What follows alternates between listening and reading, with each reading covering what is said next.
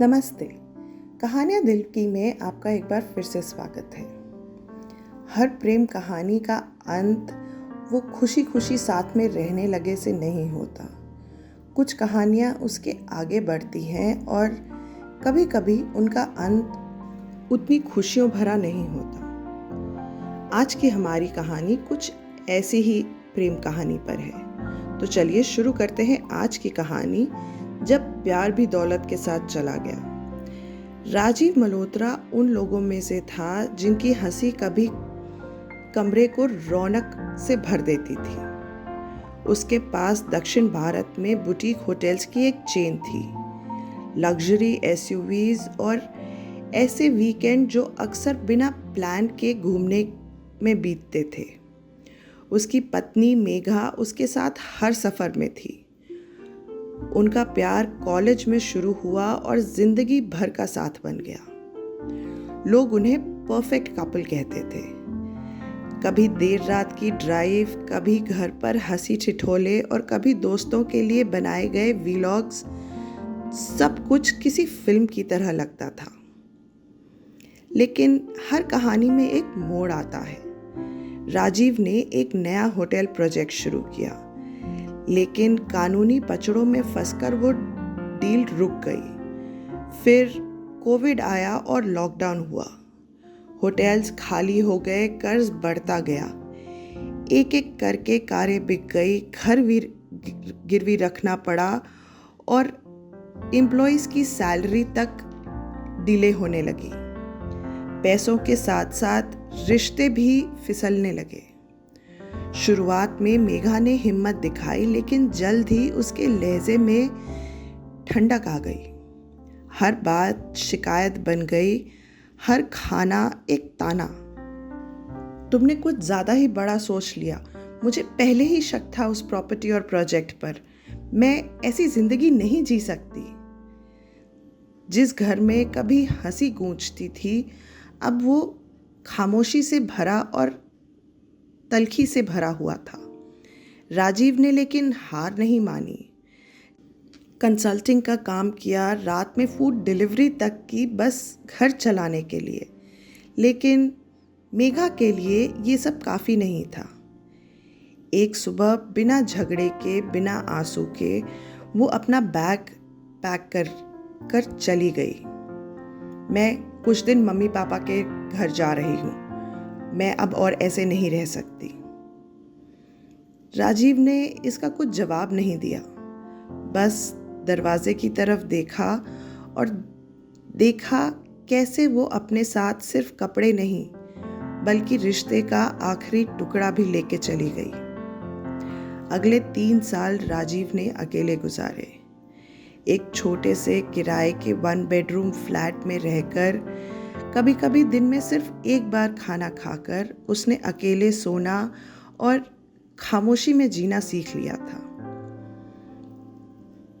लेकिन मेहनत और इरादा उसका अभी भी कामयाब था। और फिर आखिरकार उसकी किस्मत ने करवट ली। एक पुराने क्लाइंट ने गोवा के अपने होटल प्रॉपर्टी को संभालने का काम राजीव को दिया और फिर उसे एक और प्रोजेक्ट मिला। एक इन्वेस्टर भी आ गया। धीरे धीरे राजीव फिर से उठने लगा। इस बार दौलत के लिए नहीं, इज्जत और संतुलन के लिए। उसे सोशल मीडिया देखने का वक्त नहीं मिलता था, लेकिन मेघा देख रही थी। एक दिन जब वो अपने ऑफिस में बैठा था तो उसका फ़ोन बजा। ऐसा नंबर जो उसने सेव नहीं किया था, लेकिन वो पहचानता था। उसने जब कॉल उठाया तो दूसरी तरफ से मेघा की आवाज़ आई। राजीव, तुम्हारा नया प्रोजेक्ट देखा, बहुत अच्छा लग रहा है। मुझे तुम पर गर्व है। राजीव चुप रहा। अगले कुछ हफ्तों में उसके मैसेज आने लगे, कॉल्स आने लगे, पुरानी फ़ोटोज़ भेजने लगी और फिर एक दिन उसने कॉल पर कहा, क्या हम मिल सकते हैं? मैं सोच रही थी शायद वापस आ जाऊं। राजीव ने अपने फ़ोन की तरफ देखा। कुछ सेकंड सोच में बिताए और फिर एकदम शांत स्वर में कहा, अब वो दरवाज़ा नहीं है मेघा। ये सुनकर मेघा चौंक गई। मैंने इंतज़ार किया था, राजीव बोला। उन दिनों में जब रात को खाने के लिए कुछ नहीं होता था, जब सब मुझ पर हंस रहे थे, तब मैंने सिर्फ एक उम्मीद की थी कि तुम आओगी। पैसे के लिए नहीं, सिर्फ मेरा हाथ थामने के लिए। लेकिन तुम नहीं आई। राजीव, मुझे पता नहीं था कि कैसे वो बोल रही थी, लेकिन उसने धीरे से मेघा को रोक दिया। अब फर्क नहीं पड़ता, मैंने समझ लिया है। कुछ लोग सिर्फ तब साथ होते हैं जब सब कुछ अच्छा चल रहा हो, और जब सन्नाटा आता है तो वो चुपचाप चले जाते हैं। पर मैं आज भी तुमसे प्यार करती हूँ राजीव, मेघा ने कहा। राजीव हंस दिया। मुझे कोई शक नहीं है, लेकिन अब मैं जानता हूँ कि बिना इज्जत, बिना दोस्ती और बिना धैर्य के प्यार सिर्फ एक एहसास है, स्थायी रिश्ता नहीं। और अब मैं जीवन में स्थायी चीज़ें चाहता हूँ। ये कहकर उसने फ़ोन काट दिया।